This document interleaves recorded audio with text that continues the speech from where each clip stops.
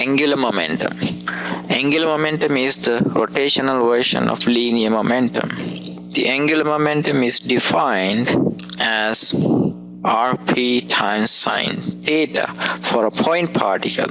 If we have a point particle moving at some velocity, and if the particle has momentum p, and the location of the particle is given by this vector r, the magnitude of the angular momentum is given by r times p times sine theta.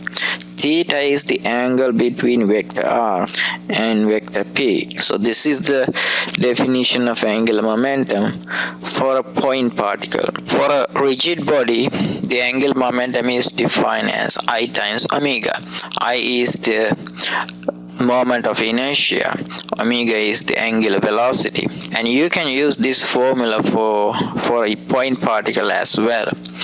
In that case, I is m times r squared. So this is the most general equation, and the direction of L is also same as the direction of omega. This spinning top is spinning counterclockwise if you are looking above the top, and then the direction of angular velocity is along the z-axis, and the direction of the angular momentum is also along the z-axis. Now let's go over an example. A particle is in a uniform circular motion.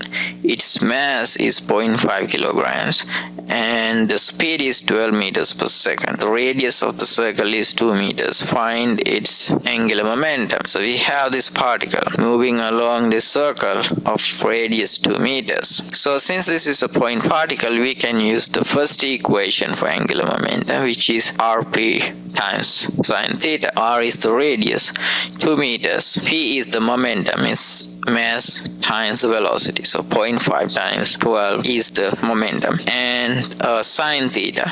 Theta is the angle between vector r and vector p. So this is vector r. Vector p is in the same direction as the velocity. So the angle between r and v, which is a 90-degree angle. So it's sine 90. So it's 2 times 0.5 times 12 times sine 90, which is 12 kilograms meter squared per second. Second example, a car is traveling at 36 kilometers per hour. Find the angular momentum of the car relative to an observer 200 meters southwest of the car.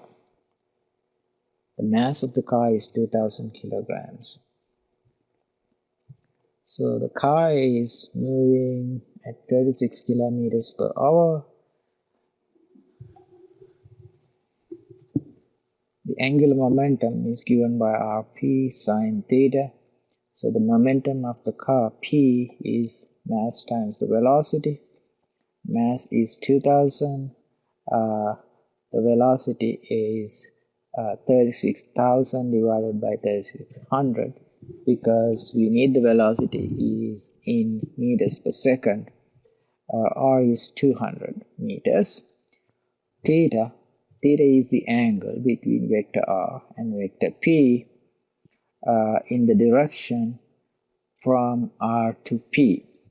So the angle is 315 degrees. 200 times 2000 times 36 times 1000 divided by 3600 times sine 315. So we get negative 2.8 times 10 to the 6 kilograms meter squared per second.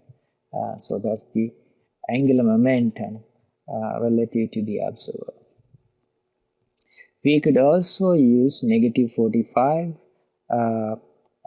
instead of 315. You can still get the same answer. Find the angular momentum of a rotating disk about an axis through its center of mass. The axis is perpendicular to the disk. The mass and the radius of the disk are 3 kilograms and 20 centimeters respectively. Its angular speed is 36 radians per second. I equals 2.5 mr squared. So for a disk, the inertia is given by 1/2 mr squared. So the angular momentum is given by I times omega, because the disk is not a point particle, so you need to use the second formula, I times omega, and I is given by 1/2 mr squared, and omega is the angular speed. So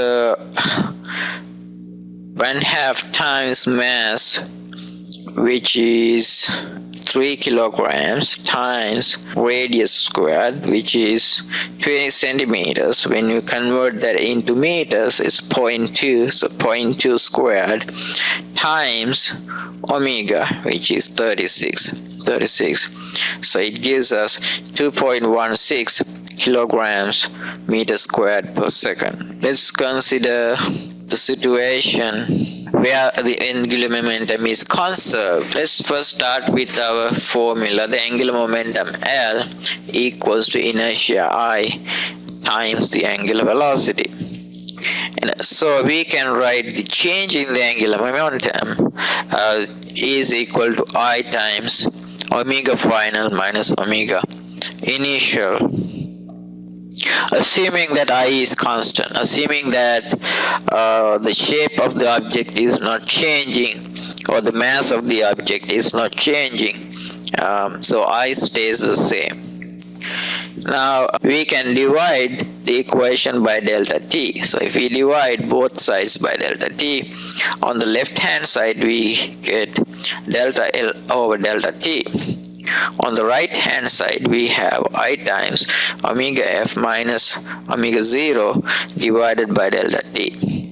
But this is delta omega over delta t, which means angular acceleration.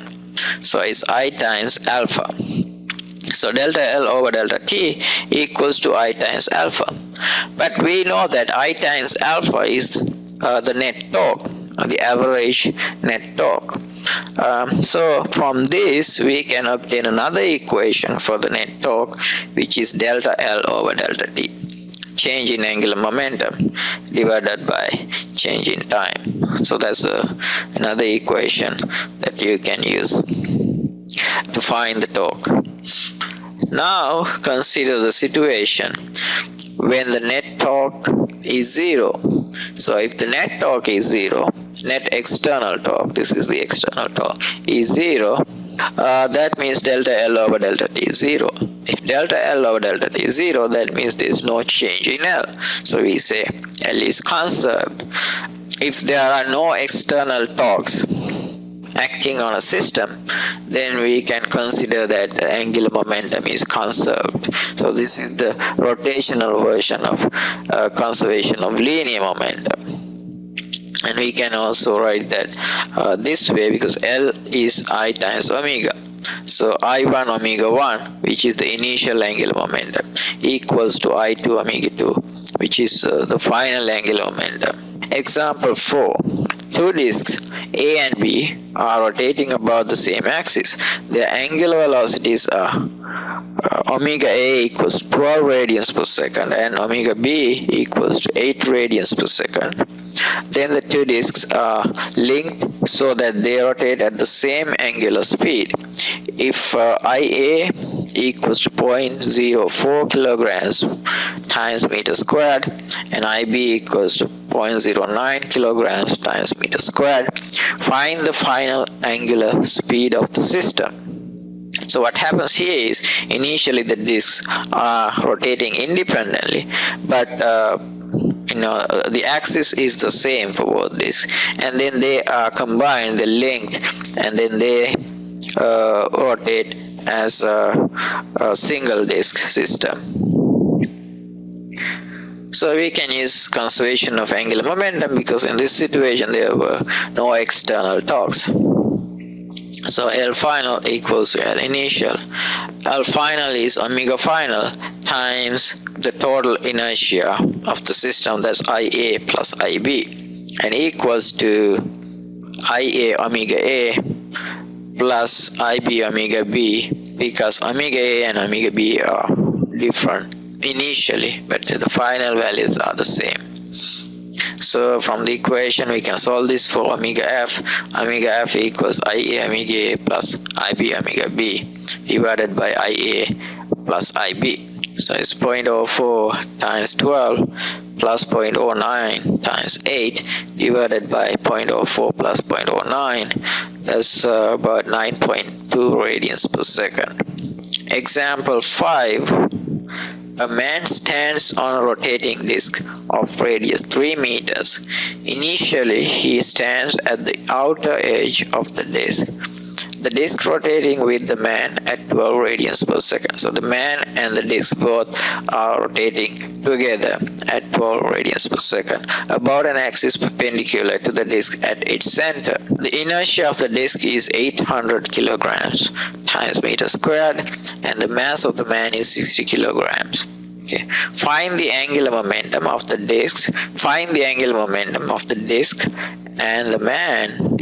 Treat the man as a point particle. Okay, just to make it easier. So we'll treat the man as a point particle. Part B, the man walks toward the axis and stands 2 meters from the center. So initially he was at the edge, then he walks toward the center and stands at 2 meters from its center. Find the new angular speed of the disk. So what happened here is there's no external torque in this situation also. He just walked toward the center and stands at a different position. So the question is, what's the new angular speed, or would that change the angular speed of the disk at all? So the disk, the inertia of the disk is 800 kilograms per meter squared. Mass of the man is 60 kilograms. So we can again use the conservation of angular momentum. But the first question is just to find the angular momentum of the disk and the angular momentum of the man. So the angular momentum of the disk is I times omega. I equals to 800, omega equals to 12 radians per second. So it's 9600 kilograms meter squared per second. And the angular momentum of the man is R times P times sine theta. But sine theta, theta is 90 degrees in this situation, so I didn't consider that angle here. That's 1, so it's R times P, which is R times M times V. So it's 3 times 60 times. V is not given, but we know that the velocity is radius times the angular velocity. V equals to R times omega. So I'll replace V by R times omega. So it's 3 times 60 times 3 times 12. 3 times 12 is the velocity, which is R times omega. So the angular momentum of the man is 6,480 kilograms times meter squared per second. Part B is asking us to find the final angular speed of the disk. So we can use conservation of angular momentum again. I1 omega 1 is equal to I2 omega 2. I1 omega 1 is basically the sum of that's the total angular momentum, initial angular momentum. That's the angular momentum of the disk plus the angular momentum of the man, which we found in part A, 9600 plus 6480. And on the left hand side, I2 omega 2 is the total angular momentum after the change, after that man moved toward the center. We can write it this way instead of writing this way. We can say I disk plus omega final, that's the angular momentum of the disk, plus I man times omega final, which is the angular momentum of the man. I disk, which is same as before, 800, omega final, that's what we are trying to find, plus I man is m times r squared times omega final. So we have 16,080 equals to 800 times omega f plus 60 times 2 squared. 2 is the radius, new radius for the man, times omega f. So it's equal to 800 omega f plus 240 omega f, and that's 1040 omega f. So omega f is 16,080 divided by 1040, which is 15.46 radians per second. So that's the angular velocity after the man walked toward the center. So this motion in fact changed the angular speed. It increased from 12 to 15, approximately 15. The walking changed the total angular momentum. Because the walking changed the total inertia of the system, so the angular momentum changed because of that.